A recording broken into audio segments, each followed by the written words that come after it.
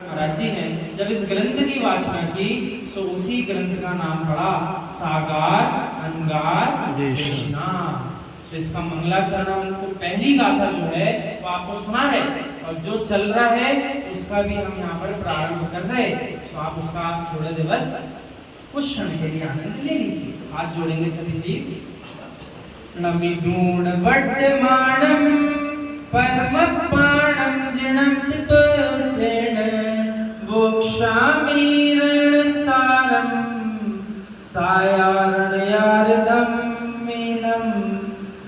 इस प्रकार आचार्य भगवान कुंद कुंद स्वामी जी ने रेणसार जी ग्रंथ की जो पहली गाथा है उसका मंगलाचरण किया है।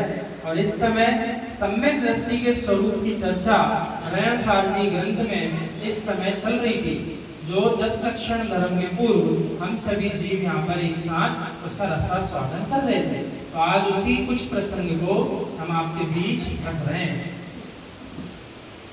देखिए भैया, भरत भगवान हो गए, बाहुबली भी भगवान हो गए, महान हो गए, लेकिन फिर भी बदनाम हो गए। हे स्वामी, आप भगवान तो हो गए, इसलिए मैं आपकी वंदना करता हूँ, पर आप बदनाम हुए ये भी इतिहास बोलता है। कोई प्रसंग जीवन काल में ऐसा हो जाए जिसके कारण जीव की बदनामी हो जाए, भले ही आगे चल करके वो दीक्षा भी ले ले, लेकिन पहले की गई गलतियों को ये जगत इतनी आसानी से छोड़ता नहीं है। सीता जी को भी कहाँ छोड़ा था, लेकिन निहारियों के पुण्य के प्रसंग को जब अग्नि में प्रवेश किया तो जलकुंड हो गया, कमल पर विराजमान हो गई। तो इसी प्रकार भरत और बाहुबली के लिए आचार्य भगवान कह रहे हैं कि आप भगवान तो हो गए, लेकिन आप भी किसी समय इतिहास में बदनाम भी हुए थे। जब भी इतिहास उठाया जाएगा तो पता चलेगा कि सगे भाई आपस में लड़े थे, बिना विचारे लड़े थे।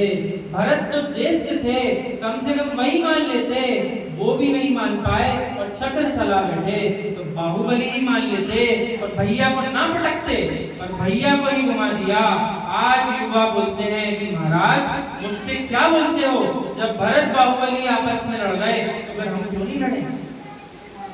आचार्य श्री से आकर जगत के जीव क्या बोलते हैं, भरत और बाहुबली का उदाहरण देकर ऐसा कहते हैं, आप हमें लड़ने को मना करते हो, भरत बाहुबली को निहारो, वे भी तो आपस में लड़े थे कि नहीं लड़े थे। तो जीव संसार का कैसा है, वो तर्क देने के लिए तुरंत तैयार रहता है, लेकिन सुतर्क उसके मस्तिष्क में प्रवेश नहीं कर पाता। जहाँ न्याय नीतियों का अध्ययन करना चाहिए था, वहाँ ऐसे प्रसंगों को लेकर स्वयं भी ध्यानस्थ नहीं होना चाहता। उन्हीं प्रसंगों का चिंतन करके क्या किया है, जैसा चला आ रहा है वैसे चलने दीजिए। भैया ध्यान रखो, लड़ने को मैं नहीं पूछता हूँ, उनकी वीतरागता की पूजा है, लड़ाई की पूजा नहीं है, युद्ध की भी पूजा नहीं है। ध्यान रखिए, निर्वाण तभी मिला जब द्वंद्व बंद हो गए, प्रशम भाव प्रकट हो गया। कैसा भाव प्रकट किया था, वही प्रशम भाव जीवों ने विराजमान अंतस में किया था, जिसके माध्यम से सारे द्वंद्व समाप्त हो गए थे, निर्द्वंद हो गए थे। जब तक द्वंद्व चलते रहते तब तक मोक्ष जा पाते क्या।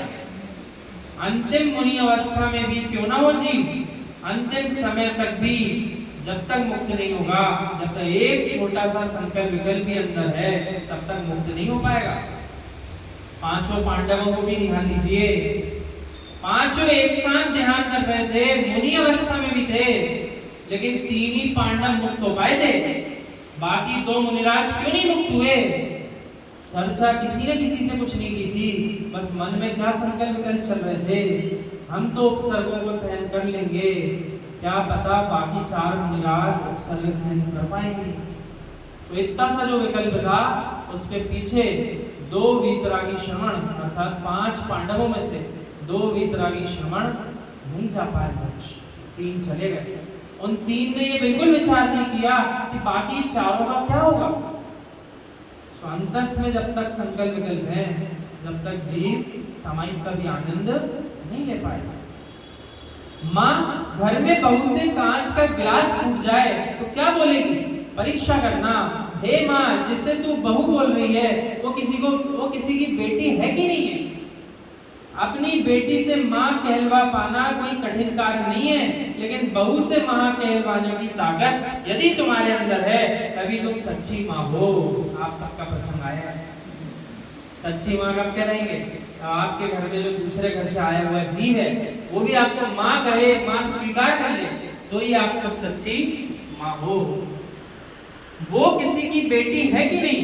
तेरी बेटी भी किसी की बहू बनेगी कि नहीं? जब ग्लास टूट गया था तब विश्वास रखना वो तो टूट ही गया था, वो कहाँ जुड़ने वाला था, क्योंकि ग्लास तो कांच का था, लेकिन तेरा हृदय तो कांच का नहीं था, हृदय तो माँ का था। कम से कम इतना ही पूछ ले कि बेटी कांच लग तो नहीं गया?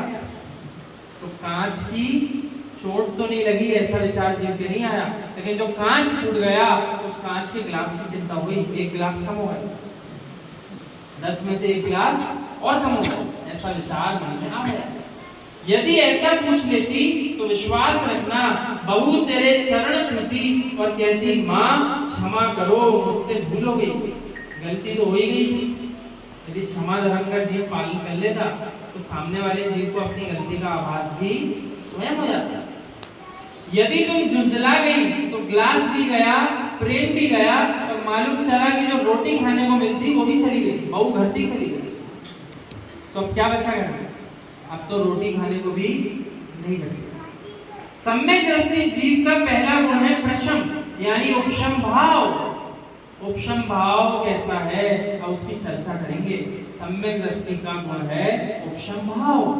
यथार्थ मानिए आप सबके पास इतना बराबर है कि आप प्रेम से जीवन